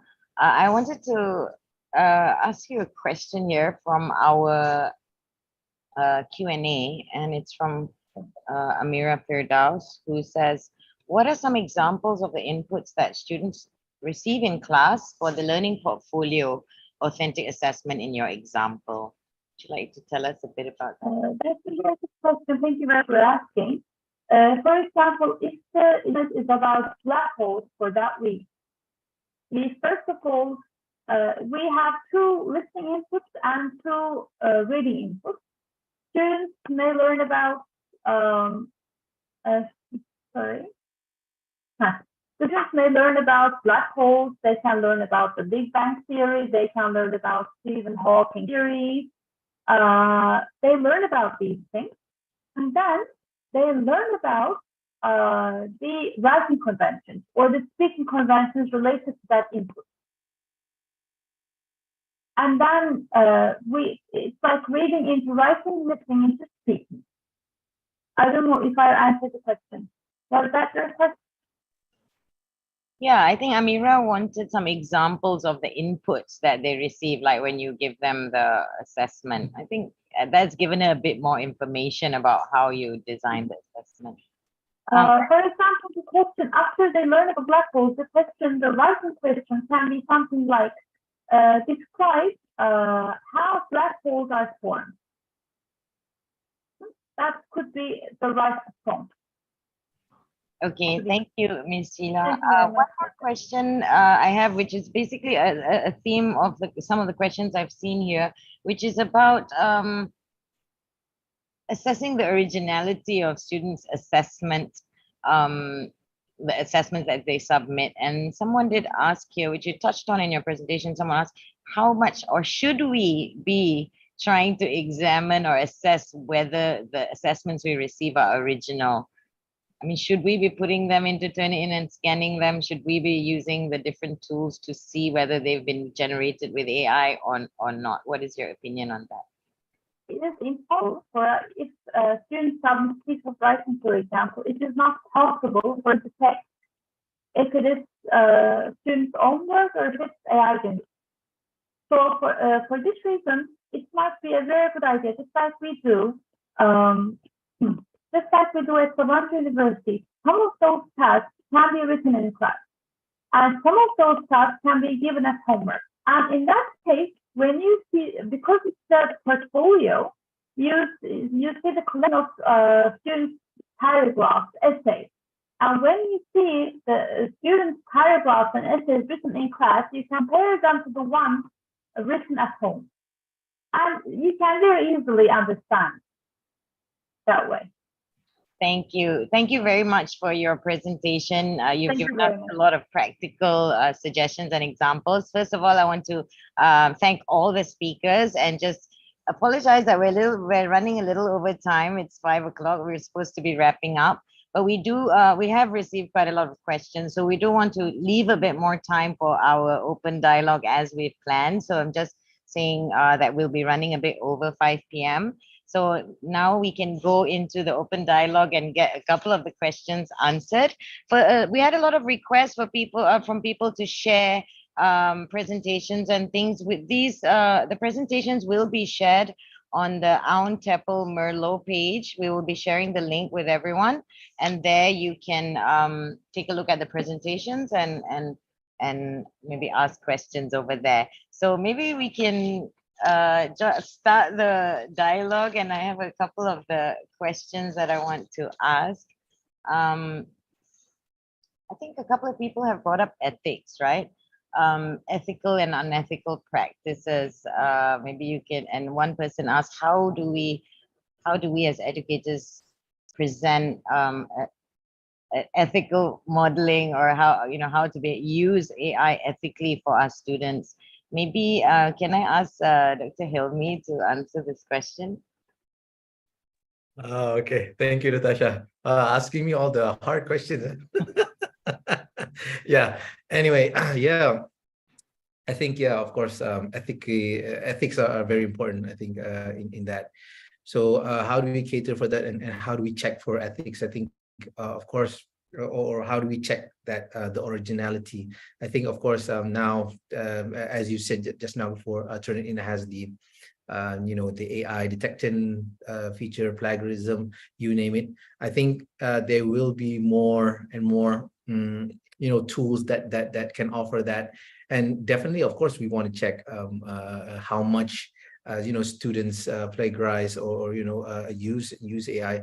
But again, of course, we want to again cultivate the, how do you say that, the culture of using AI ethically, because if we don't understand and we just ban everything, so no AI, no ChatGPT, so it's gonna be they're using it anyway.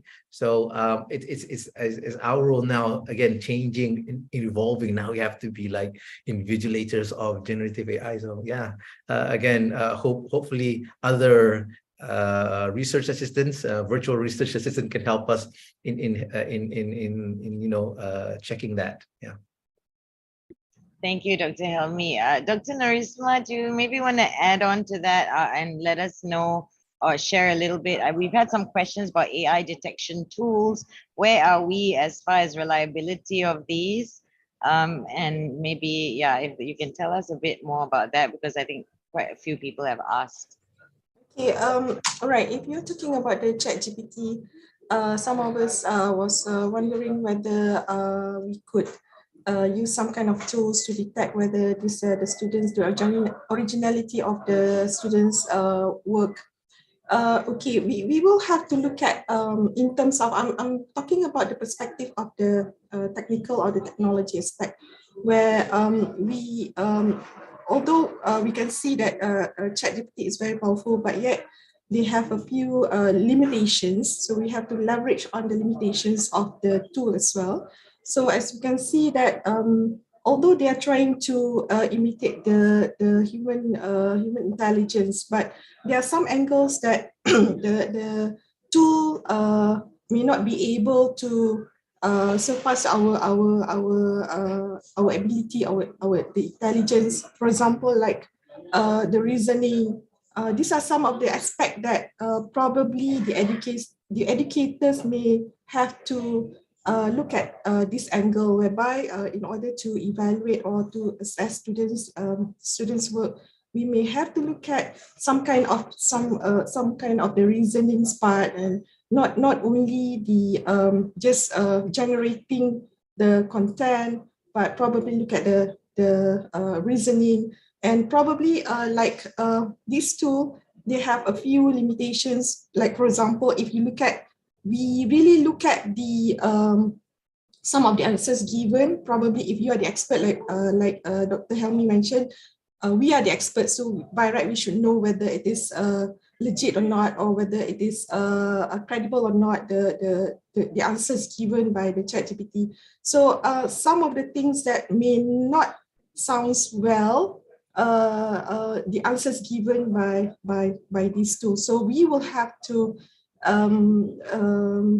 try to decide whether all these answers can be used or not. So we will have to remind our students that it should not be, it can be used as the assistance, but it should not be 100% taken from all these tools. Thank you, Dr. Norisma. So we can't farm out this task to AI to do for us. We have to do this manually. What about in Turnitin? There's that AI detection in Turnitin, which a couple of people have mentioned, and also there's GPT-0. What do you think about this? It's not ready for us to rely on yet? No, okay, thank you. No, And there's also a question that says, yeah. should we even try? Should we even try to, how much time should we even spend on doing that? What's your view on this? Should we spend time trying to assess whether it's AI generated in the first place? You're asking too? Sorry, I'm asking Dr. Norisma, but if anyone else wants to take that question, I think Miss Sheila is trying to say something about this. Okay, we can ask Miss Sheila to answer.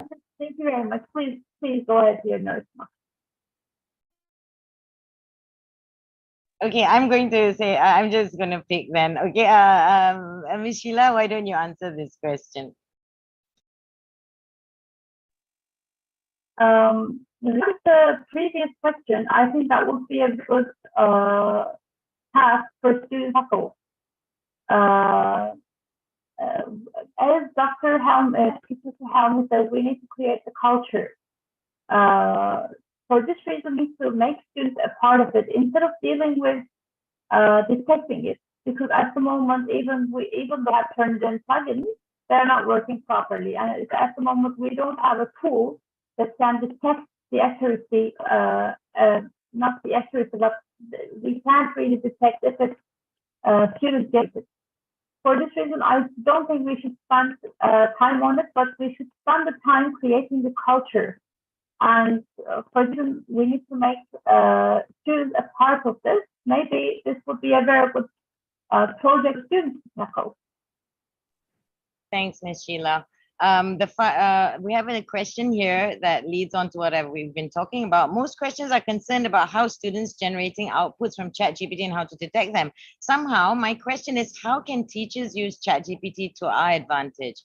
I don't think it's necessarily wrong to use the tools available now. Can I ask Dr. Helmi maybe to talk a bit more about this?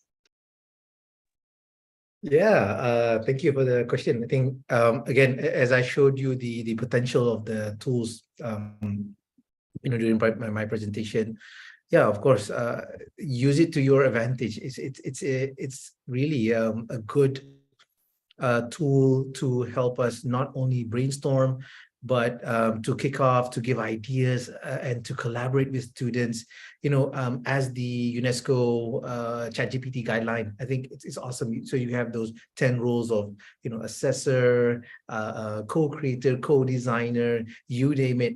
But it's, again, I think it's about understanding how to use it well. Again, talking about the prompts just now, how do you prompt and give the quality? We want the quality output. We don't just want an output. We want a quality output. So it's the thing about computers, technology, and robotics, and AI. Sometimes it's not the desired output. Sometimes that's not what I want. Maybe the prompt is wrong. Maybe what you ask is wrong. So it's about taking that, remember that framework that I was saying to you, the CREATE framework. So I think that's important as well for teachers, for educators, for professors to look at and design based on that. I think, of course, definitely use that. But again, understanding the whole ecosystem also is important to regulate for unethical behaviors in academia. Thank you, Dr. Helmi. So we've gone over time, so unfortunately, I will have to wrap up now. I would like to thank all our speakers and the academics who contributed their videos. I want to thank Dr. Norisma, Dr. Helmi, Ms. Sheila, also Dr. Levin and Dr. Miguel. And Dr. Zahid and Prof. Jason who are here right now. I want to thank all of you for attending the session today. So if you see in chat, there's a bookmark there from Aun Teppel's Merlot page. Oh, hi, Dr. Zahid. We can continue to the discussion there. We will be sharing the materials from today's session there. It is past 5 p.m. in Malaysia right now, so we're going into the weekend time. We will share a QR code for the feedback form. We would love to hear from the participants, their comments about the webinar, and we will be compiling all the questions and responding to you after the webinar is over.